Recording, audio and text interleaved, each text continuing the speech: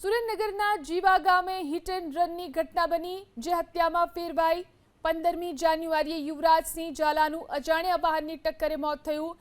બનાવની તપાસ કરતા પોલીસે 2 આરોપીની ધરપકડ કરી। પોલીસ તપાસમાં યુવરાજસિંહ ઝાલાની હત્યા ફરિયાદીના ભાણેજ દિવ્યરાજસિંહ જાડેજા અને તેના મિત્ર મયુરે કરી હોવાનો ખુલાસો થયો। પોલીસ તપાસમાં એ પણ ખુલાસો થયો કે મૃતક યુવરાજસિંહ અને આરોપી દિવ્યરાજસિંહ વચ્ચે અગાઉ બંદૂક હતું। યુવરાજસિંહ વારંવાર આરોપી દિવ્યરાજસિંહને કામ અને પરીક્ષાની તૈયારી બાબતે ઠપકો આપતા હતા।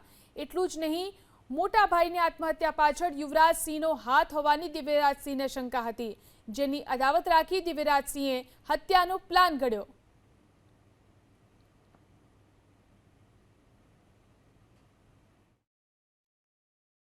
કોઈ અજાણ્યા વાહને તેનું અકસ્માતે મૃત્યુ નિપજાવેલ, જેનું ફેટલનો ગુનો તાલુકા પોલીસ સ્ટેશનમાં દાખલ થયેલ। આ ફેટલના ગુના અનુસંધાને શંકા જતા તાલુકા પીઆઈ શ્રી ચુડાસમા સાહેબે તપાસ તાતેથી હાથ ધરેલ અને આજુબાજુના રોડના સીસીટીવી ફૂટેજ ચેક કરતા નજીકના સરા ગામ પાસે એક શંકાસ્પદ વાહન જણાઈ આવેલ, જે બોલેરો ગાડી હતી।